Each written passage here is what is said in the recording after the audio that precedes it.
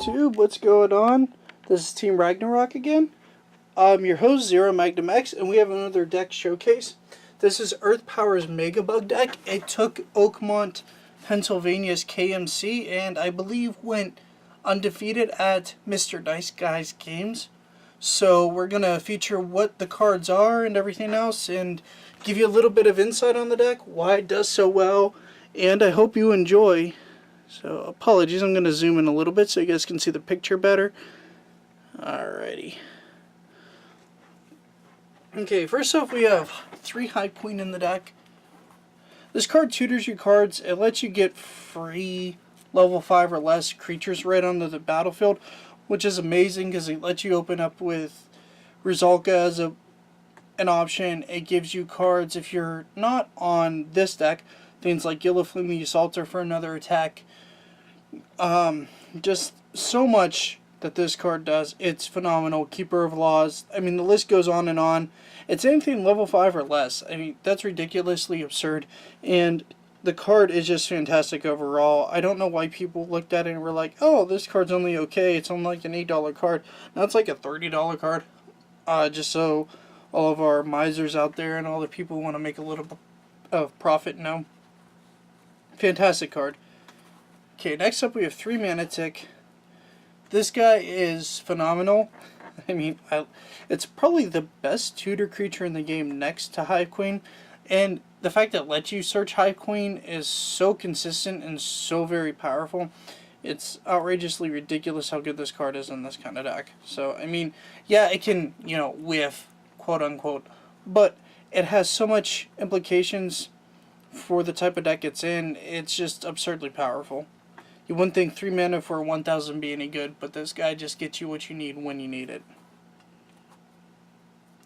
Manapod Beetle, what can we say? We don't have too many like amazing Megabugs right now, so this guy's really good. I mean, it just encourages them not to kill it to give you mana. So, alright, it's a good card overall. It's mana ramp, it's a Megabug, it's an evolution target. I mean, it does everything you want it to do. 2 Ambush Scorpion, because like I said, we don't have many Megabugs to choose from. So 2 for 2 vanillas are okay whenever you need Evo food. 3 Root Trap. It's basic removal. I mean, the deck's running on, you know, 3 colors instead of 4. So this is the hard removal in the deck. It just gets rid of stuff for you. I mean, problems and what have you. I shouldn't have to explain Root Trap. At least I hope not. 2 Reap and Sow, it lets you ramp sometimes. Like, I have found you may not be able to ramp turn 4, but like on turn 5 you can move from like, you know, your 5 mana up to your 6. So next turn you may not have to charge and you can just play like your Evo. You can just play other cards, or if you do charge, it takes you right into Root Trap.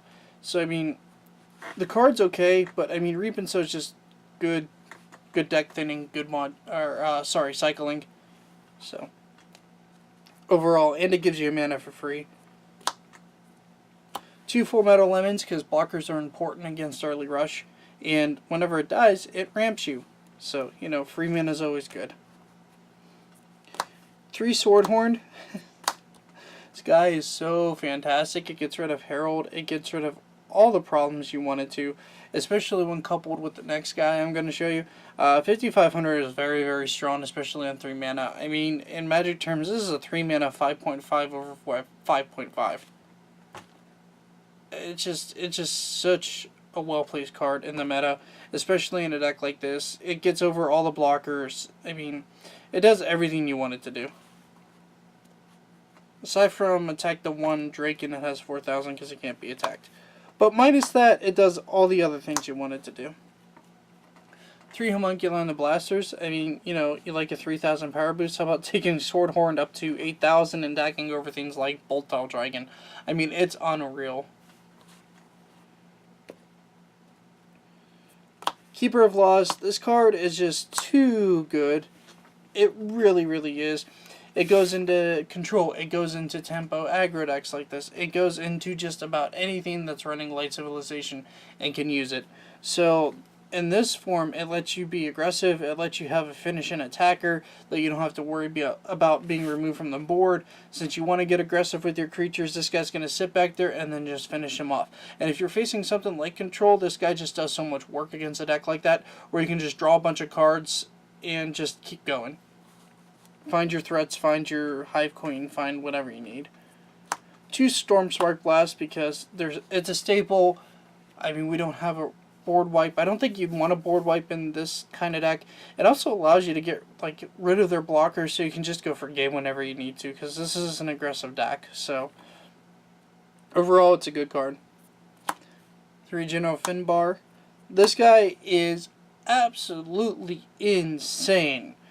I mean, he does everything that this deck wants to do. It just promotes the strategy even more. Whoever thought this deck up, along with EarthP0w3r, because I think they said the idea originated from their locals, was just a smart guy, and EarthP0w3r and I think CVH, so Team Peach, just perfected it, and it just runs so wonderfully.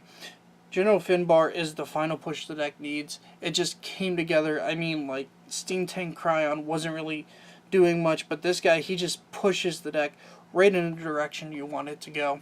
Not only does he just bounce something like an Andromeda, he just lets you to attack through with all your guys and draw a bunch of cards. So you can just straight up get ahead of decks like Control, decks like Blur Bowl. I mean, he just does so much that you want him to do. RZK, because, you know, getting this guy off of Hive Queen is really, really important, and it makes for so many good plays. It really does a lot of work in a deck like this. You're getting rid of Andromeda, like I said, where you might have had to like tap your, I don't know, Seneschal, which I'm going to show you next, or whatever, and you're like, well, okay, but then you have RZK to bounce Andromeda, so you can continue attacking them, because you should have quite a few dudes on the board by the time you drop your Hive Queen.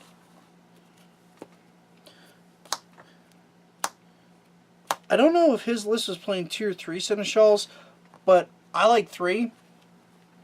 I mean, this might be the change I personally made. The reason I like 3 Seneschals is because it just combos better with General Finbar. I mean, that's a personal player preference. If he was running 3 Cole, I didn't double check that. I knew the base of the deck, and then I just like 3 Seneschals. So, I mean, overall the card's good. It draws you cards in a tempo aggro deck. It's a nice target for them to kill, so they're not like killing off your Megabugs or your Swordhorned, you know. So these guys can just put in a lot of work, and they can get out of hand if you don't deal with them. So they're good for you and bad for the opponent most of the time. 3 Bottle of Wishes. This is the last piece of the deck. Bottle of Wishes is more of a draw card in this type of deck. Whenever they hit it, it blindly tutors you, so you can either get like a free card off of it, or you're able to just like make pushes by getting Hive Queen, or, you know, whatever card you want to play,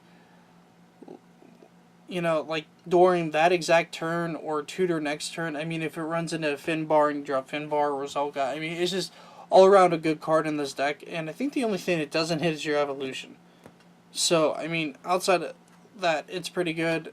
Storm Spark Blast might be marginal whenever you run into it with this, but overall, it's really good in the deck.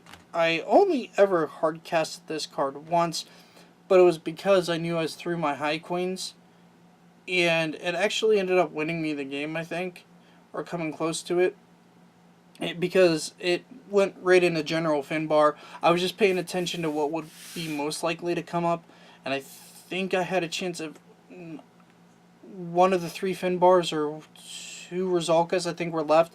So, and it ended up being a Finbar, and it just gave me the momentum I needed.